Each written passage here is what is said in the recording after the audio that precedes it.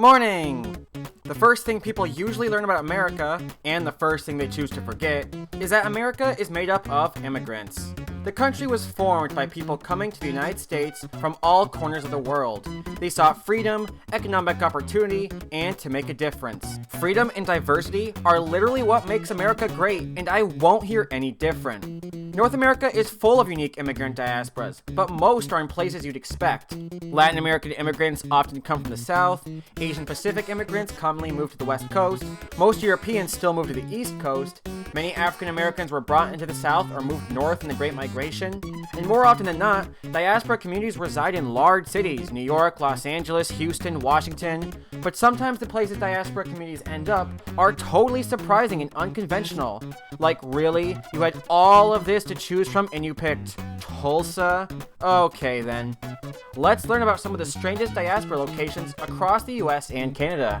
One of the first groups that might catch your eye is in Cleveland, Ohio. When planning a trip to Ohio, we found out about the Tóejam Slovenian Festival. For some reason, the largest Slovenian population outside of Slovenia, with over 80,000 people, is in the City of Light. Or the Mistake by the Lake. I mean, Cleveland is just kind of an average Rust Belt city, so why did Slovenians move here? Let's do some research. Why are Slovenians... Well, the long story short is... jobs! Cleveland was booming right around the time many Slovenes were struggling and were moving to the US, in the late 1800s and early 1900s. Now, they have multiple communities and organizations in the city. Another well-known diaspora in Ohio is in Springfield. It's been under some fire for its large Haitian immigrant population. They're eating the dogs, the people that came in. They're eating the cats. They're eating the... They moved there because of the cheap cost of living, employment opportunities, and growing community. These are the most common pull factors for immigrants. Now the communities have grown strong and unified, which is why it's so sad that people have attacked the Haitian community in Ohio, and the population of Springfield has been strong in defending their immigrant neighbors. But back to the Slovenians and the aforementioned Tóejam Festival. The festival was really crowded and had people from multiple Eastern and Central European countries, and currents were everywhere. I've never seen such a creature. They are apparently able to end winters. I could have really used a current when looking at our next destination. My home, upstate New York. Now, being attached to New York City means that we are able to get a lot of unique immigrant diasporas spilling out of the city. What's interesting is when many of these communities skip New York City altogether and thrive out in upstate. Rochester has quite a few communities and actually has the largest Puerto Rican population in the US, outside of Puerto Rico. Buffalo also has a booming immigrant population, and there's quite a large Yemeni refugee community there. But across central and western New York, there is a large South and Southeast Asian population, like Nepalese, Bangladeshi, and even Bhutanese people. I didn't even know they had an immigrant population in the US, but we have some of the largest populations. Lastly, Myanmar. Burmese refugees from different states have settled across upstate New York. But one city in particular has really made a name for itself with its diaspora communities. Utica. The city known for being the site where a bear and his monkey friend won a bunch of free hot dogs.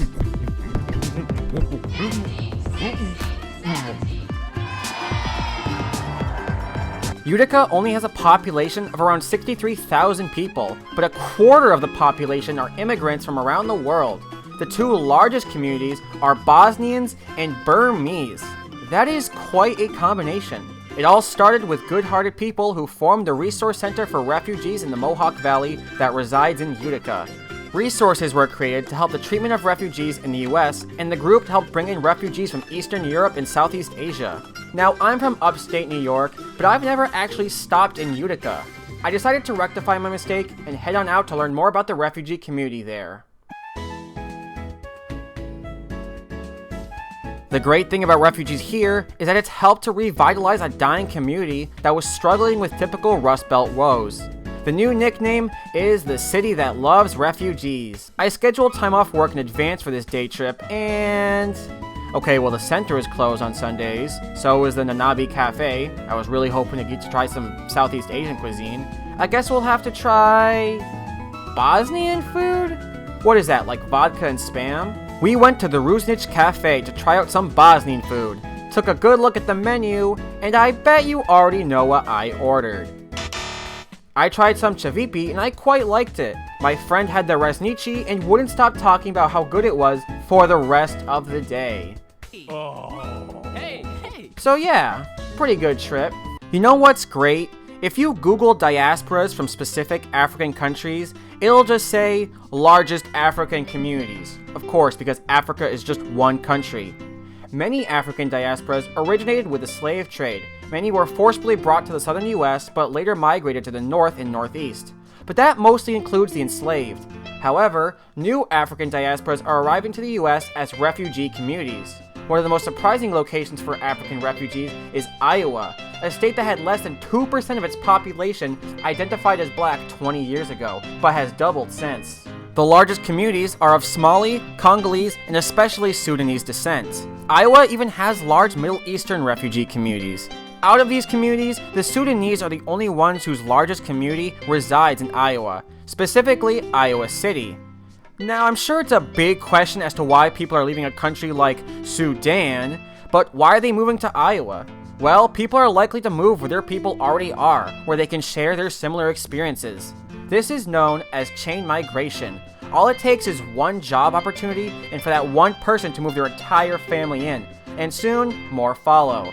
An interesting tidbit I found is that the Sudanese community in Iowa City appreciates its smaller size and sense of community as they make up a larger percent of the city's population, making it easier to meet people.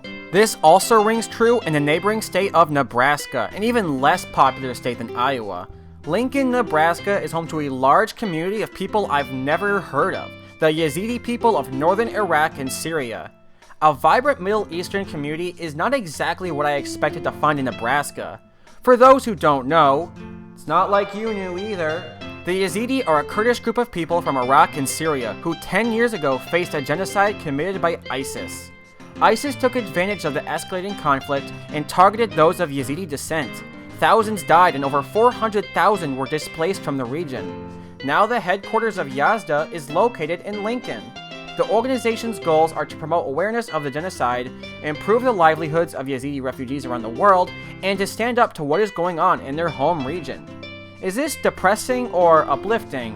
Hard to say. Chain migration also led to the growth of the Yazidi population in Nebraska, and it is now a home for those with similar experiences. Lincoln might not be a very conventional choice, but it definitely got my attention and made me more aware of the Yazidi people. Don't think I forgot about Canada as well. Canada is known for being diverse, particularly in the three major cities of Toronto, Montreal, and Vancouver, but there's unique communities elsewhere as well. Like, did you know Thunder Bay in northern Ontario has the largest Finnish population outside of Finland? We're not Finnish, we're only getting started. I used to think Manitoba was the most boring province in Canada, and well, I still think it's not that interesting, but I guess many people do find it appealing, including the large Ukrainian and Filipino populations that have ended up residing in Winnipeg. Interestingly, entire settlements were also formed by immigrant diasporas in the region, like Bruxelles, settled by Belgian immigrants. In fact, a unique colony existed during pioneer Canadian settlement. The colony of New Iceland was formed briefly in Gimli, Manitoba, located on Lake Winnipeg. Icelanders were leaving Iceland due to the fact that no one realistically should be living in Iceland. Now, you have two options. Move somewhere different than Iceland, learn from your mistakes, and be somewhere warmer with less volcanoes, or focus on your cultural pre-adaptation to certain environments and thrive in similar areas. Some moved to Brazil, but many more moved to North America to the Great Lakes region. There are large Icelandic communities in Minnesota and the Dakotas, and a large community resides in Door County, Wisconsin, one of the biggest tourist areas in the state, but just far enough away for people to shrug it off. But in Gimli, Manitoba, Icelanders had their own independent colony exclusive to Icelandic immigrants until 1897. Okay, so far, all of these locations are in actually desirable places to live with good geography. You know, before we all ruined it. What about diasporas in places that no one would want to live in? Like Idaho. Thanks, Gyro. Hi, I'm Mamiak, a local Idahoan. This is the Basque block here in Boise, Idaho. In Boise, there is the largest Basque diaspora in the U.S. For those who don't know, the Basque are from the autonomous region known as the Basque Country in Spain. They have similarities with the Spanish and French people, but have their own unique culture and their own language known as Euskara. The language is isolated, and historians and linguists have not found a genetic origin for the language linked to any of their neighbors. This caused struggles for the Basque when migrating to the West because they were not proficient in English and communication was very difficult. So finding quality jobs and opportunities was hard. They started by working more isolated and less desirable jobs like mining and especially sheep herding. Wow! Okay, this is the second time I've talked about sheep in Idaho on this channel. Weird. Naturally, many of them decided to migrate to existing Basque communities, such as Boise. When I went to Basque Block, I was excited to learn about the Basque culture because I didn't know much about it. Unfortunately, when I went, the Basque Center was closed, but looking at the outside, it looked very interesting and I loved the overall look of it. I started out by just walking along the street and looking at some of the signs at the historical boarding house. It wasn't very busy that day, so I was really able to take time and enjoy everything. After I was done looking at the boarding house and the cool ancient tree that was outside, I walked over to the museum. One of the first exhibits I looked at was an accordion exhibit that talked about a famous accordion player. Being a music major, this made my heart very happy, and I was very interested in learning about the music of a different culture. Everything in the museum was so beautiful, but there was also a few areas that I think were meant for children, but I couldn't resist looking at them as well. One of these areas was mimicking what would have been seen, heard, and felt in the Basque sheep herding camps. Overall, the entire museum experience left me feeling extremely happy. Obviously, I went to the gift shop and I bought a few things like socks that look like traditional dance shoes that the Basque use, a sticker, and a pin for my ever-growing collection. After that amazing experience, I worked up quite an appetite, so I went to one of the restaurants there. Walking in, the waiter had me sit down and asked me if I had ever been there. I said no, and he started going on and on about how amazing the food is. He was very friendly and made me feel very welcome. So I guess the food was okay. I'm just kidding, the food was some of the best food I had ever had. I got potato lentil soup that was pretty good, and then I got a samalo sandwich, which was one of the best sandwiches I had ever eaten. The atmosphere was so wonderful and I felt warm and cozy afterwards. After I paid, I left and went to the Basque market, which was also kind of like a cafe. Inside there was tons of things that you could buy, ranging from food to glassware. I bought some pudding and some chocolate covered cookies. Overall, Basque Block was one of the best experiences I have ever had. I learned so much about Basque culture and the people were very friendly.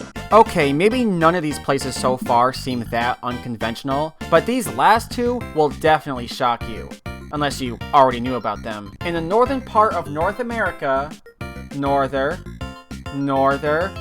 even further, here we are in Nunavut, where there are migrants from Africa, a place so barren, so cold, so uninhabitable that not even JWs would settle in.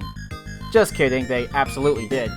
The population of Africans in the city of Iqaluit has quintupled since 2011, and things are going pretty well for the population up there. But why Iqaluit? It's not like its geography is anything similar to Africa, and African migration here isn't just from one country either. There are reports of migrants arriving from every region of sub-Saharan Africa. I've always been pretty interested in Arctic communities, but I still wonder why people moved here. Black History Month coincides with Ukarsumit Kviasut Karnik. Yes, I also want to live in a place that speaks like this. Just like in Iowa, the small size of the community makes it very tight-knit.